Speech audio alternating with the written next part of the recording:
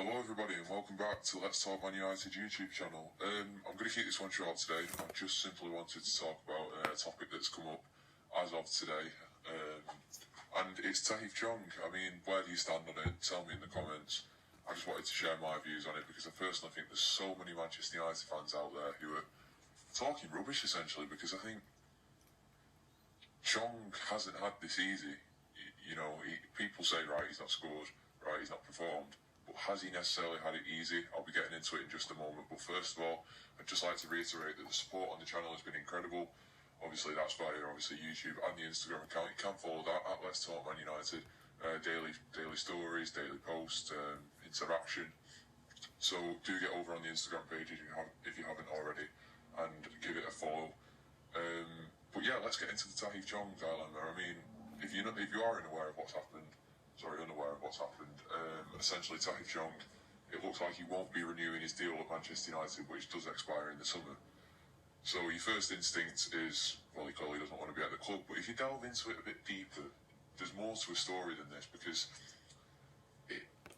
it's Tahith Chong's, and I think you've got to accept, mediocre performances aren't down to necessarily just him. There's other factors in that.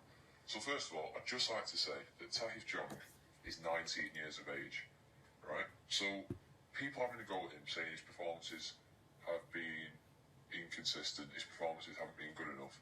He's 19 years of age and he's a youth player essentially. And that's what you get with the youth. You will get inconsistency, you will get poor performances at times, but other times you'll have a flashy performance. But how many games has Tahith Chong actually had to show his talent on the highest level? I mean, off the top of my head, I won't recollect this 100%, but he didn't get in the matchday squad against Partizan Belgrade at home. He didn't get in the matchday squad against AZ Alkmaar away. I think he played the first Europa League game and against Rochdale, and he come on for 10 minutes against Leicester, I want to say. I'm not 100% sure. Do let me know if I'm wrong on that one. But what I'm trying to say in a long-winded way is he's not even had 5 full games yet for Manchester United this season. So I think people saying that he's been crap, he's been no good, I think for starters that argument has to be shot down, because how can you judge a player from 5 games? Inconsistency is part of his game and he's a youth player. Second of all, I think his bad performances have just simply been down to the fact that who's he got around him? So many fans, not players, so many fans compare Tahith Chong's development or Angel Gomez or Mason Greenwood's development or Ryan Giggs or David Beckham in the class of 92. But you look at, obviously it was in 1992, but you look at the leaders and the characters and the personalities in that dressing room when Ryan Giggs, David Beckham, Gary Neville, etc. were coming onto the scene in 1992. You had Schmeichel, you had Bruce, you had other really, really demanding characters in that dressing room. And who do you have now at United? Ashley Young's our captain. You've got an aging Nemanja Matic in midfield to age you, an inconsistent Marcus Rashford, underperforming Fred. Scott McTominay, who's not sure whether he's good enough yet necessarily. And what I'm trying to say in general is Tahith Chong's had a very mediocre team to work with this season. So he's essentially he's doing a lot of it on his own. You look at Ryan Giggs, for example. He'll have had players around him who have been able to feed off. He'll have had players around him who have helped him when he was feeling down. Who's Tahith Chong got? You've got your mates. Everyone's got your mates. But he doesn't have that demanding figure or figures on the field to help him when he's on the pitch. And that is so big. People say, well, if you're that good a player, you don't necessarily need the players around you to help you win. But I think any of the best players in the world will tell you that they don't just do it on their own. You look at Kylian Mbappe now at PSG. I mean, I'm not saying that the PSG players are anything like, well, it might not be a great example really, because Mbappe is so good, but I believe Mbappe is 20, so he's still young. He's got a bit of experience, but not a lot. But he has players there like Ander Herrera, Verratti, Marquinhos, Thomas Meunier is still there. Edison Cavani up top.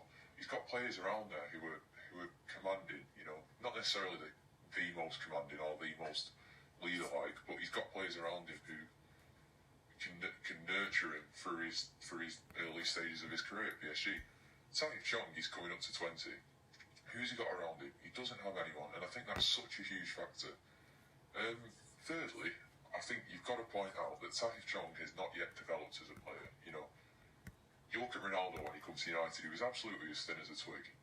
And I don't think any people can argue that. If you look at the pictures, and a lot of people will have seen Ronaldo bursting onto the scene at United, and many will say, he was thin as a twig, and he probably did struggle with that at times. However, look at Chong, right? Every game he's played so far for Manchester United this season, he's had that ambition. He's wanted to brush past the player and get across into the box. And what I've found personally watching Tahith Chong this season is I think he gets round the player, but that player who presume, say, a right back, Chong's playing off the left, the right back tends to catch up with the ball and ease Chong off it quite easily because he's thin. He's not bulked out yet. He just needs to hit the gym essentially. And, come 2021, he'll be bulking as a player, and then all of a sudden you've got a fast, skillful, clever, good crosser of the ball there in Tahith Chong. So I think it's a big, big mistake if Manchester United do let Chong go, because I think he really will. I think he really could play a big part in this rebuild at Manchester United once he develops more physically and as a player. And I think another point I've got to make is the game against Rochdale. Tahith Chong was racially abused. That's a 19-year-old young lad who has not played 5 games for United, getting racially abused after a poor performance at Rochdale. I mean, come on. I mean, I know that's a small minority, and I know you listening to this won't be in that minority, but there's toxicity around Manchester United with the Ed Woodward situation, with the Glazers situation, and people do resort to that horrible racism with players, and to see it aimed at someone so young. I mean, it shouldn't be aimed at anyone, but see it aimed at someone so young and innocent, really, in the United career. It was so sad to see that night, and I think, people say, oh, that was months ago now, but that'll lie with you. Next time Tahith Chong steps on the pitch for United, he'll have those critics in the back of his mind. No one's mentally perfect. He will have those in the back of his mind, and I think it's a big, big influence. I guess you could also say, really, Tahith Chong, right, you put yourself in his shoes. He's 19 years old, right, and he's thinking, by the time I'm 22, 23, where am I going to be at Manchester United? Well, currently, we've got vampires running this club who suck every last penny they possibly can out of Manchester United for their own profit. We've got owners who don't care about the club, who don't care about Manchester United, who aren't fans of Manchester United and have no intentions of getting us back to a Premier League winning team. You've got someone in charge of the transfers who is necessarily a bank manager. He's very good at what he does at Woodward, in that he's not very good at what he does at United, but his profession is a bank guy, isn't he, essentially? He's very good at it, but you've got a figure there who will try and save as much money as he possibly can for the club, and like the Glazers, doesn't have Manchester United's best interest at heart. And so what I'm essentially trying to say is the way this club is run and who it's run by won't appeal to Tahith Chong when he's looking, will I have, by the time I'm 22, 23, will I have world-class players around me to be in this, to get into, succeed at United, essentially? Will I have the world-class players around me to succeed at Manchester United? And you're probably thinking in the current situation, maybe not. So then you look even further down the pecking order to the manager. Ole Gunnar Solskjaer, love the guy. Chances are you love the guy. I remember him for that 99 goal. I remember him for his brilliant performances in that United shirt. I remember him coming on at Nottingham Forest and scoring 4 goals. But the point is, as a manager, he's a bit tactically inept. He's a bit tactically naive. And at this current moment in time, he looks scared for his job. His team selections have portrayed him as quite weak, and as a manager who looks like he's on the ropes a little bit, really. Look at the Partizan game in midweek. Chong wasn't in that team. Gomez wasn't in that team. Greenwood was the only youth player out of this current crop who were in that team. So it shows Solskjaer is scared. And to Tahith Chong, what does he think of that? He might be thinking, right, Bobbin's ownership, I've got an absolutely rubbish guy, running the club. Well, he's not got them, but there's a guy who's rubbish at doing transfers, getting the players in. The future plan isn't, and sorry, I'll mention that in a minute, but Ole Gunnar Solskjaer, he's a little bit tactically inept, a bit tactically naive, and he looks scared for his job. And then, obviously you've got to incorporate the fact, where is Manchester United's long-term vision? You know, you look at some clubs and they've got the owners or the spokespeople coming out saying, we are going to be here by this point, and if we're not, we're going to do this, and if we're going to do that, then we're going to do that. And there's a vision, but where is Manchester United's vision?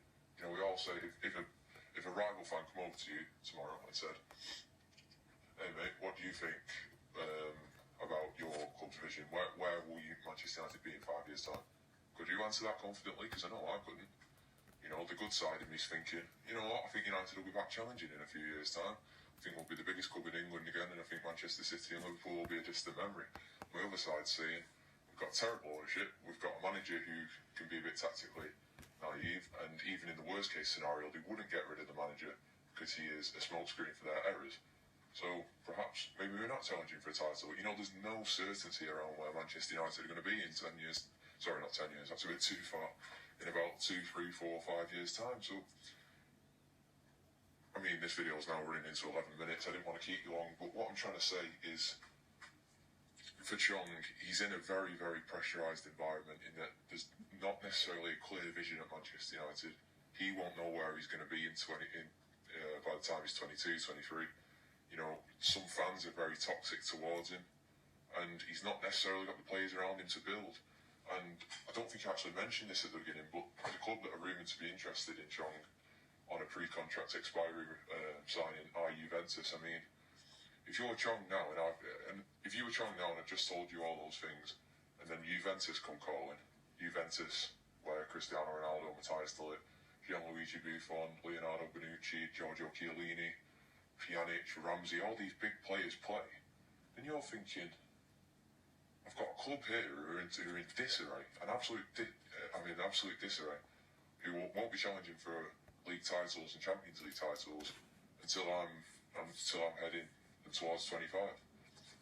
And then you've got Juventus over there, who have the best player in arguably the GOAT, in my opinion, in Cristiano Ronaldo. Got a world-class upcoming defender in de Ligt, and all these other superstars that I get to train with day in, day out, who will incorporate me in the team, who I can go on to win Champions League titles with.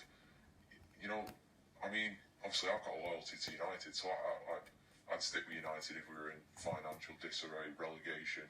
I'd stick with United through and through, but Chong doesn't necessarily have that loyalty to United. You know, he brought over from Holland, he'll love the club very much, but not like me or you will, listening to this. So, for Chong's situation, Juventus will be very appealing. If Manchester United are offering mediocre terms, like I can imagine they probably are doing to such a young player, he's got a decision to make, hasn't he? He really has. Personally, I hope Chong stays. I mentioned it at the beginning. I think he can offer a lot when he bulks out, when he gets a bit more physically developed. But who knows when that could be? I mean, it's a difficult one. That's my case on Tahith Chong. And there was just one more point that's away from Chong that I wanted to mention. And I do want to get your thoughts on, actually. Chris Smalling, as of 2 weeks ago, I believe, hadn't been dribbled past yet, and he had 100% tackle success in Serie A. Would you recall him from the loan? You know, Victor Lindelof, a bit inconsistent. Many fans don't believe he's the right man going forward. Would you recall Chris Smalling with Axel Tuanzebe and Marcus Rojo picking up injuries? I mean, personally, no, I wouldn't, but do let me know in the comments. And yeah, not a lot to talk about really with United. It is the international break. In terms of the podcast, it will probably be Wednesday, this coming Wednesday, which will be the 14th. Yeah, Wednesday the 14th of November. I'll probably then get one done on the weekend and a couple more after that. So yeah, I'll see you guys all later. Excuse me, I'll see you guys all later. The support's been incredible on the Instagram account, on the YouTube account. Get over on the Instagram account. It's it's at letstalkmanunited. Daily posts, daily stories for you on there. Subscribe, leave a like, and I will see you all in the next video. Bye bye for now.